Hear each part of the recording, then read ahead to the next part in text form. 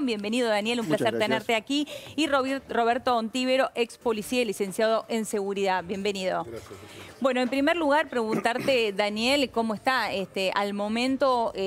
La última novedad es que detuvieron a un segundo sospechoso. Arrancamos con el tema de investigación. Sí, es el segundo sospechoso, como decías, que fue detenido en Ituzaingó, un hombre de 38 años. Ya anoche había sido atrapado un primer sospechoso, también de 37 años, ambos con antecedentes penales. Incluso en el primer caso tenía un arresto por posesión de un arma de guerra, esto es de un arma por encima del calibre 45, sí. Y que en noviembre... Encima del calibre 45 ya se lo denomina arma de guerra. Como arma de guerra, como arma de guerra. Es un arma de uso prohibido para que sean civiles. En los otros casos, calibres más abajo, uno puede tener esa arma si tiene los permisos reglamentarios. Si tiene la aportación, por supuesto. Que en el caso de un delincuente no lo va a tener. Pero más allá de eso, tiene una pena por encima de los 3 años de prisión, tener la aportación de un arma de guerra, y sin embargo esta persona que fue detenida en noviembre estaba libre. Unos cuantos meses después, bueno, provocó la muerte del agente Lourdes. Bueno, cosas que suceden lamentablemente en nuestro país y que lo contamos incansablemente. Antes de ponernos a hablar con usted, Roberto, vamos a hacer un repaso de ambos sospechosos que han sido detenidos al momento. Hablamos del crimen, del asesinato de la oficial Lourdes Espíndola, muy joven, 25 años, que ustedes recordarán, iba caminando a la parada del colectivo después de haber terminado su día de trabajo para ir a buscar a su hija de 6 años, y allí la abordan delincuentes que intentan robarle su arma reglamentaria y terminan con la vida de Lourdes. Bueno, ¿quién es el detenido por el crimen de Lourdes Espíndola? Jorge Pablo Di Blasi, 37 años. Fue detenido 2 días después del hecho en Ituzaingó. Tiene un antecedente de noviembre de 2017, como recién bien explicaba Daniel, por una causa de portación ilegal de armas de guerra. Ese es el primer detenido. Este es el primer detenido. Ahí está el segundo sospechoso, y esta es la información fresca que tenemos, porque esto sucedió hace poquito nada más, ¿no? Estamos hablando de un hombre de 38 años, Pablo Manuel F. Frascalari, según identificó la policía de Buenos Aires. ¿Frascalari? Sí. Bien, Frascalari entonces es el apellido, fue detenido en Ituzaingó, también había huido de su domicilio y portaba una pistola automática calibre 45. También tenía antecedentes por robo en este caso. En este caso por robo.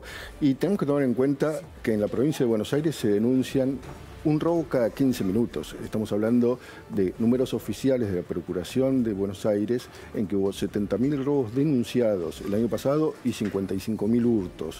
Esto es en el número macro de robos y hurtos, sin tomar en cuenta lo que es la cifra negra. La persona que sufre un atraco que no es ni tan violento, ni perdió tanto dinero o un bien material tan importante que hace que no lo lleve esa denuncia. Claro, que no haga la denuncia. Ahora, recién daba datos oficiales Daniel, pero si hablamos específicamente de los datos de policías, porque justamente en el día de ayer y el fin de semana todos nos conmovimos con 2 muertes, no solamente la de Lourdes, 2 mujeres muy jóvenes, una de 25, una de 26 años, ambas oficiales de la policía, y a ambas les roban el arma reglamentaria. ¿Esto es habitual? ¿Es un blanco mayor un policía por el arma que lleva? Desgraciadamente en los últimos tiempos se han dado hechos de esta naturaleza. En Mar del Plata han sido asaltadas dos mujeres policías también caminando por la calle, no a plena luz del día, pero en horas de la noche donde había abierto muchos comercios, y le sustrajeron el arma a las dos. Desgraciadamente, aparentemente es una modalidad que hay que empezar a atender, porque los policías en general están más desprotegidos cuando están francos de servicio. Claro. Entonces están solos y son abordados por 3 o 4 sujetos, o los terminan robando o terminan perdiendo la vida. En ese caso, comisario, ¿convendría que el policía no tenga estado policial las 24 horas y deje su arma en el destacamento, en la seccional, se cambie el uniforme y vuelva a la vida civil como cualquier vecino?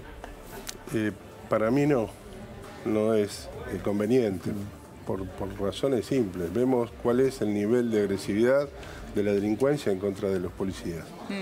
Un policía, hipotéticamente hablando, comisaría 38, Bajo Flores, el policía que está de parada ahí tiene conflictos todos los días con la gente del barrio.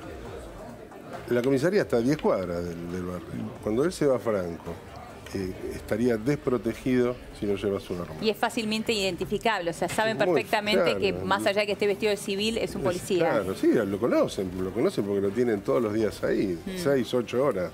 Incluso se dio el caso del jefe de la Policía Federal, el comisario general Roncaglia, sí, que defendió su propia vida en un intento de entradera hace unos años donde fue herido y abatió a alguno de los delincuentes, quizás. Exacto, sí, sí. Ahora, ¿no puede ser otra opción que si no tengan su uniforme de policial?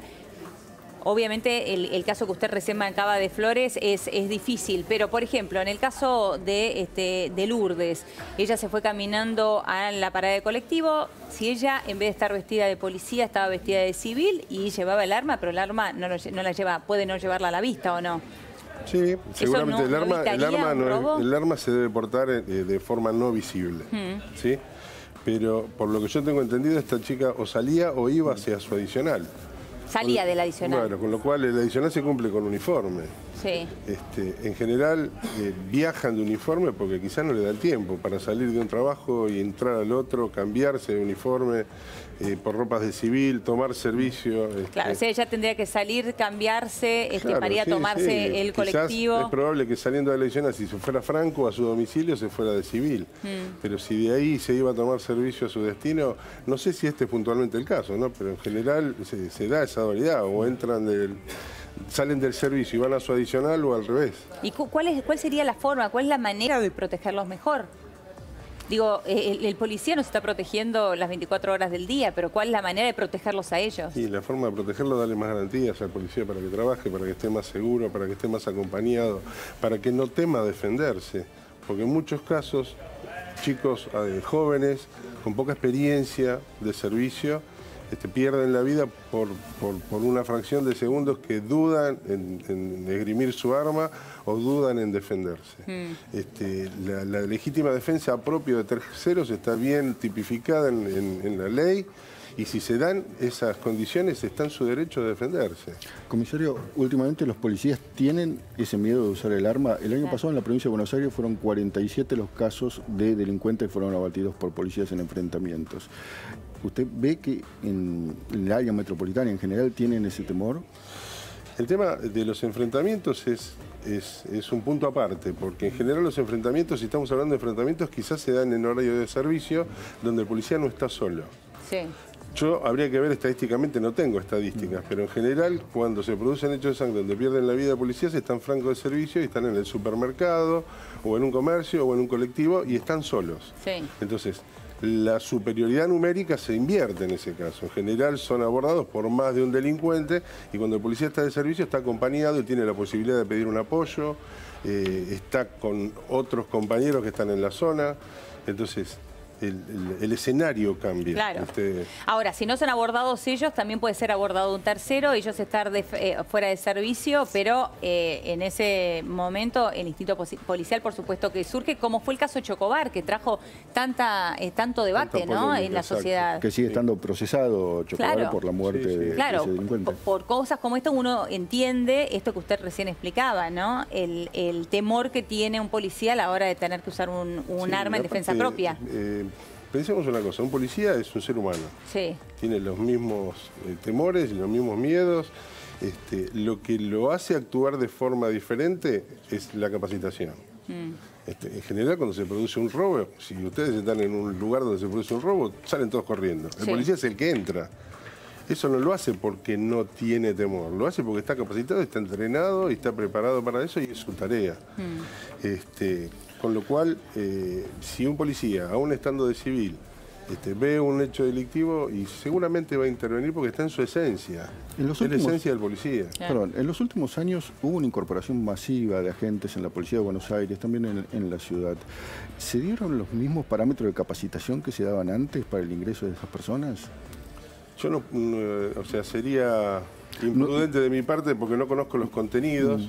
Entiendo que últimamente se está dando mayor énfasis al contenido académico en los institutos de formación, que no está mal, pero también la capacitación tiene que tener un matiz operativo esa capacitación tiene que ser dada por policías experimentados. Y la preparación física, digo, eso también es algo elemental y fundamental. Nosotros, ¿cuántos de nosotros vemos en las calles policías que claramente a la vista está que no están preparados físicamente para poder correr a un delincuente, para poder atraparlo?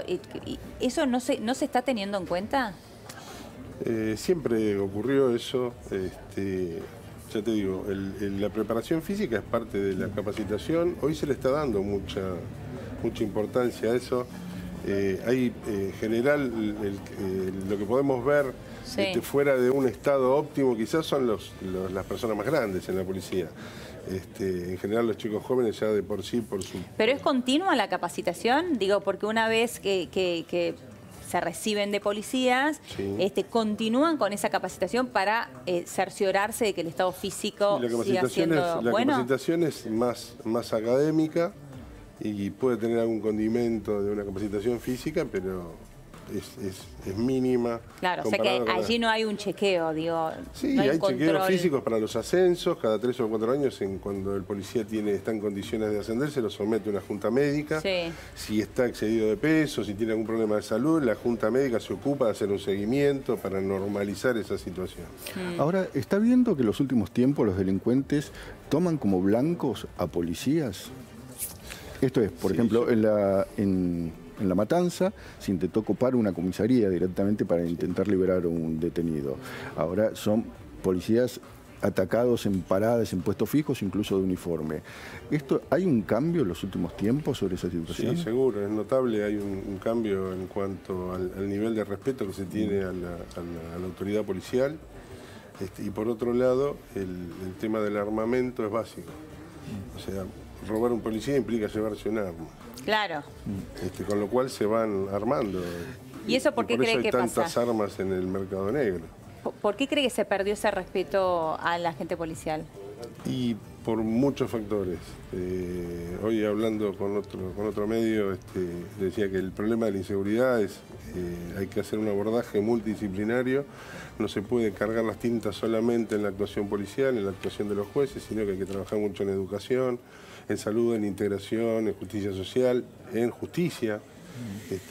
Tenemos en los últimos 20 años o más, tal vez, una tendencia abolicionista, el mal llamado garantismo. Hablar de garantismo en la justicia es Sí, es una redundancia. Es una redundancia, tal cual. Sí, está claro que en los últimos casos siempre aparecen antecedentes de penas no cumplidas, por ejemplo. Claro.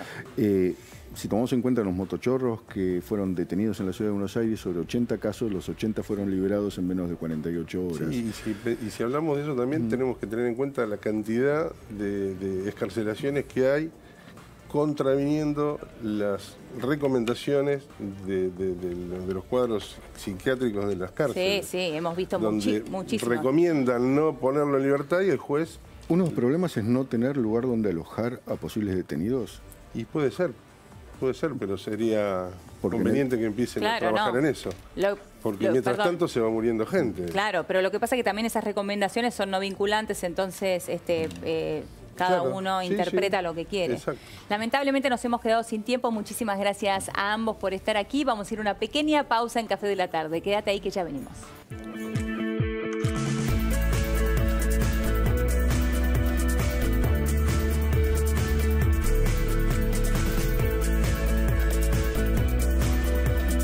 Ya vuelve Café